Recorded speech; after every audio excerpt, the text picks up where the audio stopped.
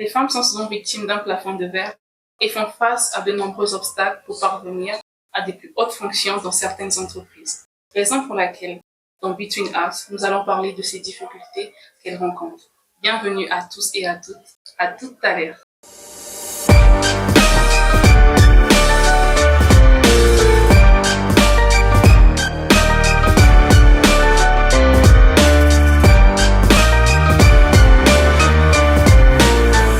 Je suis entourée de deux magnifiques belles dames. À ma droite, j'ai Christelle, aka Diamant Noir. Alors, ça va? Oui, ça va bien. Hello. À ma gauche, j'ai Patricia, PHP.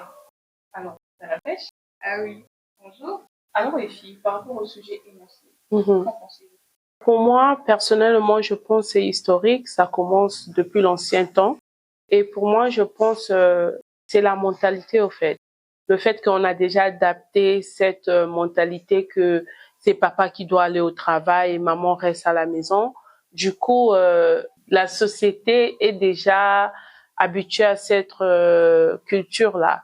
Donc, du coup, c'est difficile que les femmes soient dans certains postes parce qu'on dit que, moi, c'est à Coco ça, la OET, ou bien, ça, c'est pour les hommes, et une femme ne peut pas faire ça. Donc, on est limité. Pour moi, je pense surtout en Afrique, on est vraiment limité sur ce que les femmes peuvent faire, au fait. Donc, pour moi, c'est ça. Pour ajouter à ce que Bernard le dit, on a grandi avec le fait que papa au travail. Et du coup, lorsqu'on a commencé à inclure les femmes professionnelles, déjà, c'était ça. Si papa part au travail, maman reste à la maison, c'est comportement n'est pas légitime pour aller au travail, ou un truc comme ça. Et du coup, quand elles intègrent le monde professionnel, c'est pareil. Papa, il est directeur, maman, il est secrétaire. Ouais. Tandis qu'on est légitime de travailler sur ce poste-là, en fait. Et souvent, on voit beaucoup des gens qui ont la mentalité différente. C'est peut-être les gens qui ont voyagé, les gens qui sont partis à l'extérieur, où il y a maman qui travaille, il y a papa qui travaille, il n'y a pas vraiment que, car à papa moto, il faut ça la bouiller. Donc, du coup, c'est là que tu vois vraiment que, il y a une différence. Tu peux voir une femme qui travaille comme électricienne, taximan, mais c'est difficile en Afrique de voir ça parce que c'est fait seulement pour hommes. You know, bateau baroka, moi, ils ont même un taxi, tu vois, c'est un peu ça. Donc, la société doit adapter ça. Ouais. Et les femmes aussi ne doivent pas se limiter. Je vais donner un exemple sur le fait que quand on parle de l'électricité et tout, on voit plus les hommes, ils sont là, quand il y a coupure, on voit que les agents qui viennent, ce sont les hommes. Alors qu'au bureau, on a également des femmes, mais je pense que si on doit s'adapter à ce changement, nous-mêmes, on doit être unis. C'est-à-dire que je ne vais pas me poser des limites. Ouais. Tu vois. Si je commence à ne pas me poser des limites et que je vois un homme, je pense que l'homme va me respecter par rapport à ce que je lui transmets. Je pense que voilà, c'est ce qu'on manque un peu. Il n'y a pas trop de solidarité. C'est-à-dire qu'il y a des femmes qui veulent dépasser. Il y a des femmes qui sont à l'aise dans leur confort. C'est-à-dire que moi, le bureau me va, j'ai pas envie d'aller sur le terrain. Mais moi, je pense aussi c'est la manière on nous a adapté ça autant que femmes. C'est historique. Oui, genre, non, yo coco salabouité, c'est pas un boulot de femme. La femme est supposée à être, avant c'était la femme est supposée à être à la maison, préparer et prendre soin des enfants, pas vraiment travailler. Ou bien si c'est le travail, c'est le commerce. C'est ce qu'on a vraiment connu. Donc, je pense c'est avec le temps. Là, maintenant, on peut dire 2000. Les femmes se reviennent. Ça va prendre le temps. Oui, on s'impose.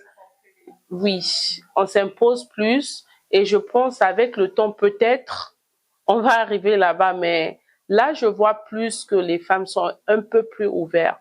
Mais comment faire pour arriver à ce niveau-là où il n'y a pas vraiment la différence? Et après, je pense que certaines sont un peu réticentes par rapport aux réalités qu'elles peuvent rencontrer. Ouais. Parce que c'est vrai, ok, je suis une femme, je veux être à la même limite que l'homme. Mais quand une femme se retrouve, par exemple, dans un bureau face à un DG, il y a autre chose qui se passe. Ouais. C'est ce que je ne comprends pas. Je me dis, mais attends, pourquoi ils se sentent attirés parce qu'ils voient le physique? Alors que, par exemple, je pars dans un bureau pour déposer mon CV, Mais arriver sur place, c'est autre chose qu'on me propose. Si je ne suis pas mentalement forte, je me dis non, ça c'est pas fait pour moi. Mieux, je me retraite. Alors c'est pas ça. On n'a pas besoin de ça. Je pense qu'on est prêt, les femmes sont prêtes à aller au-delà de ce physique. Voilà, tout ça.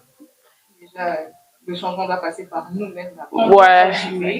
C'est à toi d'être ferme. C'est à toi de dire, c'est pas ce que je veux. C'est à toi de te lever et dire que non, moi je veux faire ça.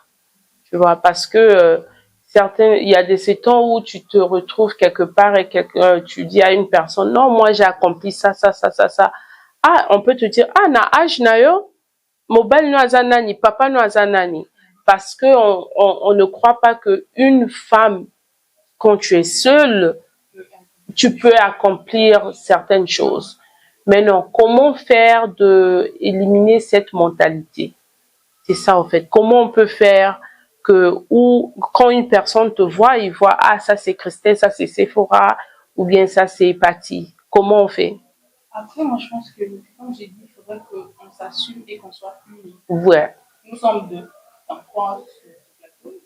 Deux ont la même mentalité, c'est-à-dire de ne pas céder aux caprices. Mais il y a une, elle, qui ne veut même pas, en fait, entendre parler de travail, rien. Confort. Du coup, quand on lui propose un truc, elle accepte. Quand on lui montre une facilité face au travail, acharné, elle se dit non, je pars de la facilité. Ce qui fait que quand il y aura une femme qui va sortir et on va se poser des questions, mais comment tu as fait? Comment tu es seule, tu fais tout ça? Parce que quoi, dans leur tête, ils savent qu'il y a des femmes qui s'adonnent à tout, en fait. D'où on doit être solidaire. Si on veut, en fait. Et pour moi, j'ai eu cette expérience-là. Je me rappelle au State, j'avais des copines qui sont parties à l'école. Ils ont eu leur licence. Ils cherchaient des travails plus hauts. Ça m'a vraiment encouragée de repartir à l'école et de faire mieux pour moi. Parce que mon entourage, c'est ce ils étaient en train de faire. Plus de 2-3 de mes copines, ils sont partis à l'école, ils ont fini l'école. J'ai dit, mais pourquoi pas moi? Au fait, je dois aussi partir loin et avancer. Et avoir les conseils de mes copines aussi m'a aidé aussi d'avancer. Et je pense aussi c'est ton entourage, au fait. Les gens qui est auprès de toi et comment tu reçois ce message. Donc, c'est ça aussi, je pense. Après, on sait que pour y remédier, il faudrait qu'on s'assume, qu'on se dise que voilà, on n'a pas de limite, on peut faire ce que nous on peut faire, sans pour autant aller en guéguerre, parce qu'on ne peut pas se battre avec eux. Non. Ces gens-là, ils sont... Oui. Ça dérange. Pas Mais après, face à tout ça, il y a certaines femmes, je veux dire, il y a celles-là qui sont d'accord avec la facilité. Parce que c'est tout ce qu'elles connaissent. Voilà, il y a d'autres qui se font harceler. Et ça, en fait, j'ai horreur de ça. Je me dis, mais pourquoi? Pourquoi on doit se faire harceler si on veut juste valoir notre corps? Je viens vers toi avec ma capacité. Limite, tu m'acceptes ou pas, c'est ton droit. Mais ne pars pas dans l'harcèlement, c'est-à-dire que tu m'as fait. Après, tu commences à me proposer des petites choses. Malheureusement, ça se fait chaque jour. Et il n'y a pas, je sais pas comment, il y a d'autres femmes qui ne connaissent même pas comment s'en sortir sur ça. Et ça aussi, je pense, ça joue parce qu'il n'y a pas beaucoup d'opportunités aussi dans la société. Donc, tu te dis, ah, si je ne laisse pas seulement, je veux perdre mon boulot ou bien je veux perdre mon occasion. Ça revient, par exemple, une femme qui connaît que l'homme n'est pas bien, il est violent, il abuse et tout, mais je reste parce qu'il me donne l'argent, tu vois. Donc, il y a beaucoup de raisons pourquoi je pense qu'il y a beaucoup de femmes qui restent ou bien qui acceptent ce genre de choses. Comme tu as dit, ils n'ont pas le choix. Je crois que quand tu as le choix, il n'y a pas de choix, tu prends tes propres décisions. Quand on a de l'argent, tu as le choix. Tu as l'argent, tu n'as pas le choix, tu dois pour un travail, pour un truc d'abord. pas sans mauvaise intention. Ouais. Et après, au moment donné, après, ça commence comme ça. Ils commencent toujours à vous dire des choses sans mauvaise intention. Ouais. Mais après, c'est des petits commentaires, genre, voilà. Très souvent comme ça. Ouais. Alors, pensez-vous que les parents ont un rôle à jouer dans tout ça? Oui, personnellement, je pense que les parents ont un grand rôle à jouer sur tout ça. Parce que s'il y avait le dialogue entre nous et nos parents, on voulait connaître mieux quoi faire ou bien comment réagir avec certaines situations ou bien des situations pareilles. Et un conseil que je peux donner à les filles, les femmes, c'est mieux qu'on soit solidaires et unis et ne te limite pas de ce que tu veux entreprendre ou bien de ce que tu veux faire. C'est ce que je peux dire à tout le monde de faire. Et voilà, en parlant de ne pas être limité, il y a eu des femmes qui ont réalisé plusieurs choses. Justement, on en parlait tout à l'heure, tu peux nous en dire plus? Oui, complètement. J'aimerais vous parler d'une dame au nom de Wangari Maathai, qui est une femme d'origine kenyane, la première femme africaine prix Nobel de la paix. Vous vous rendez compte? Donc, ce prix récompensait ses nombreuses actions dans les causes gouvernementales et également tout ce qu'elle a eu à œuvrer dans l'autonomisation de la femme. Voilà, je vous invite à découvrir cette véritable icône. N'hésitez surtout pas. Wangari Maathai.